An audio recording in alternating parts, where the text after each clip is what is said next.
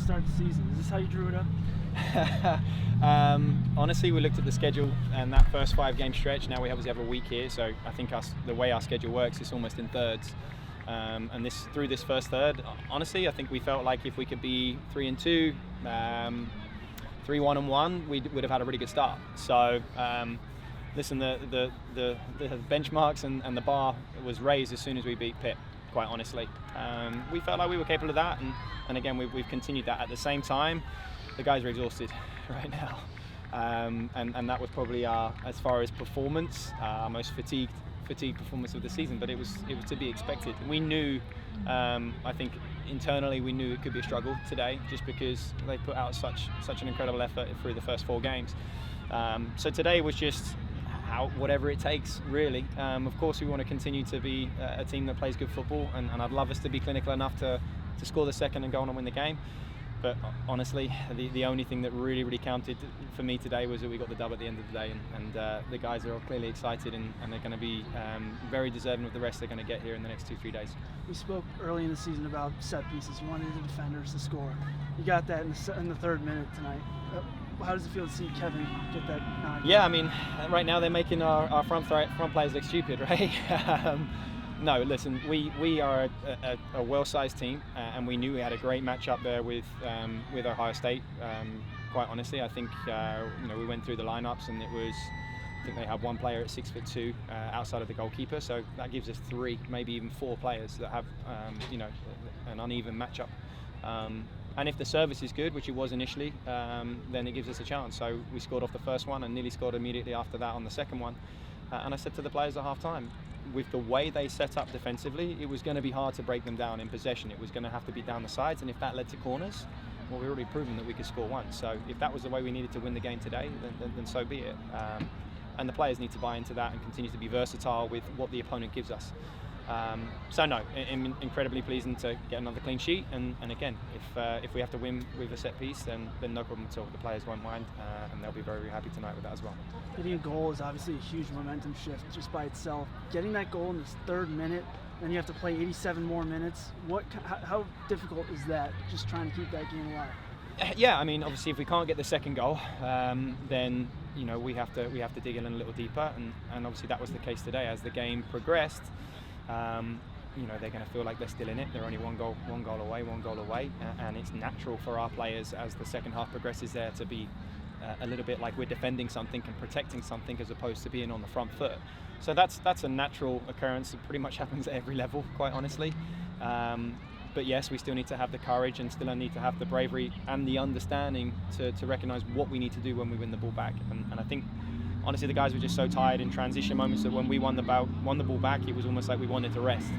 And Ohio State didn't, so they got it back quite quickly from us. And that's the first time we've really experienced that this year. It won't be the last. It's the reality of the situation. So I'm glad we got through it. I'm glad it'll be something that we can look at and teach and continue to improve upon. But of course you want to win the game by 2 or by 3. But again, we've shown that we are very resilient defensively, and that in all honesty, we didn't really give them too much, I thought. You cited a stat before the game: 66% possession on the season. Tonight you had 58%.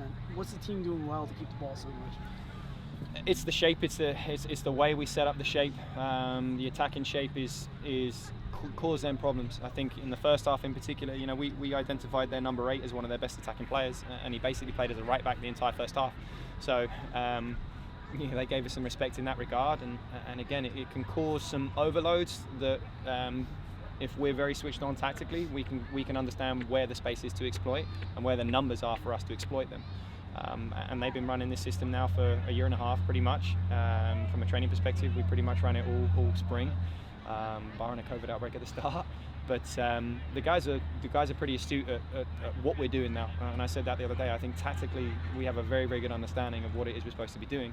It's, can you handle the expectation of having, I think, 2,400 people here, the second biggest crowd we've ever had at a men's soccer game, which was incredible and amazing, and we needed them again, and they showed up for us. So can they handle that aspect of things? can they deliver under the pressure as well, and make sure they play with our identity and not play to the crowd, with all respect. Well, you did have that crowd, so what was it like having that home field advantage? It was amazing. I mean, we turned up here and it's an hour before kickoff and there's already probably 300-400 people here. That's unheard of. Truly, this is becoming one of the best atmospheres in men's soccer in the country. Our average attendance now is going to be through the roof through those first 4 home games. And they look like they're having fun too. So we want them to keep coming back. We've obviously got some tough tests along the way and some conference play here coming around the corner, and we're going to need them then as well. But listen, when you've played 5 games in the space of just 2.5 weeks, whatever it's been now, you need to find the energy from somewhere, and the legs don't want to work. But when you hear that and you see that, and they're behind us as well, it makes a huge difference, and it did again tonight. So we're incredibly grateful, and we hope they continue to support us. You're talking about fatigue. You got Marshall coming up. How do you manage that heading into that matchup, and what do you see out of the herd? Yeah, they have a game tomorrow. They have a tough game, one that we'll keep a keen eye on. They play Bowling Green at Bowling Green, so it's obviously a conference foe of ours as well. That'll be an interesting game. It's not an easy place to go. But look, it's the same Marshall team that it was last year. There's one difference in the lineup of Jamil Roberts went on to play pro. They have the biggest target out of everyone on their back, right? So it's not a surprise that that can happen sometimes where they have a little stumble, but we're talking a minor stumble. I mean, there's no disgrace in the results that they've had where they haven't won.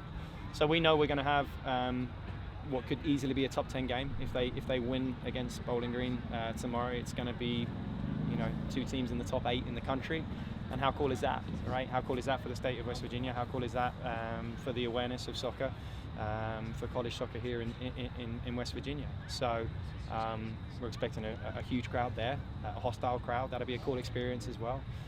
And we'll have to handle that and deal with that, but we'll of course take a lot of confidence from the fact that we've played that team and we've got over the line, and I think we have more now than we did then in terms of depth and personnel. So we'll take some rest, we'll take some time to recover, and we'll be ready.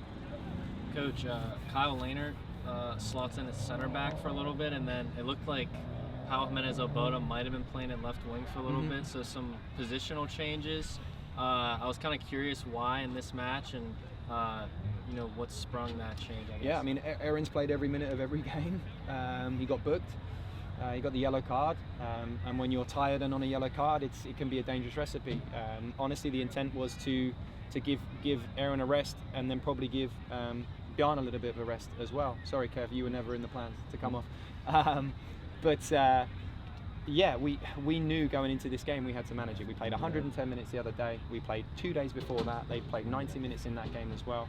We're tracking the GPS, and we're running marathons every 3 days. So at some point something's got to give, and we've got to trust that not only do we rotate our attacking players on our wing-back positions, that we try and give these guys a bit of a balance and a bit of a rest as well. So the 5th and final game of this 5-game stretch, it seemed the right thing to do.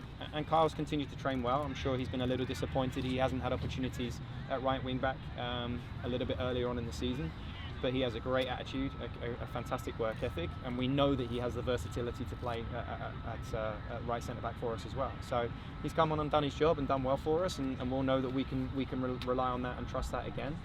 So he's taken his opportunity today, and that needs to be the mentality from everyone, and that's what's going to get us over the line in these games. It's this next man up, and if your name doesn't get called against Marshall, there's no saying it won't get called against Dayton the following week. So he did really well in that regard, and then Pau can play there. Pau's natural position is probably a little bit higher anyway, and he's a leader. He's our captain. He's he defends well from the front, and obviously getting into the closing minutes, we wanted to feel like we had our most secure defensive shape and defensive personnel on the pitch, which is why he played a little bit higher to finish the game.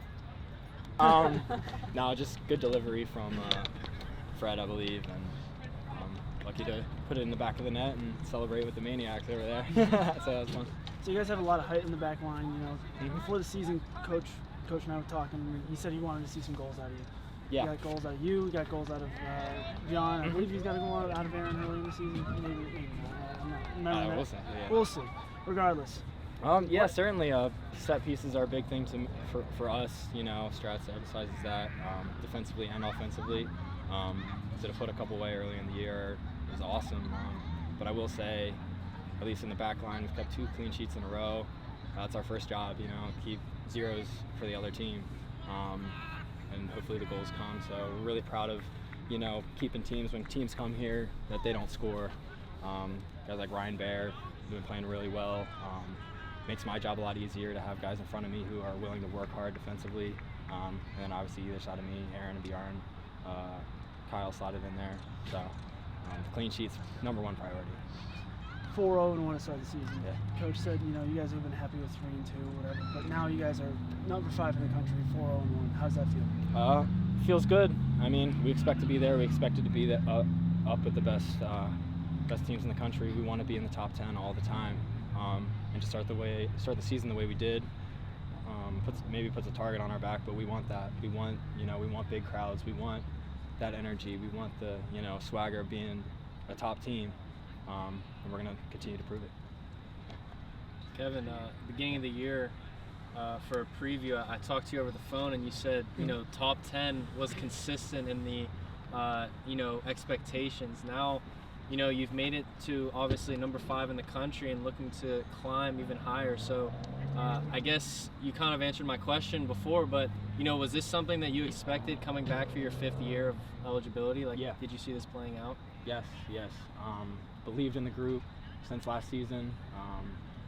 We have a really good squad of players, great personnel, great coaching staff. We believe in the system, the way we're playing, and, you know, we expect to be there every season, every week, top 10. So. Anything else, Kevin? Well, thanks, y'all. Thanks, Kevin.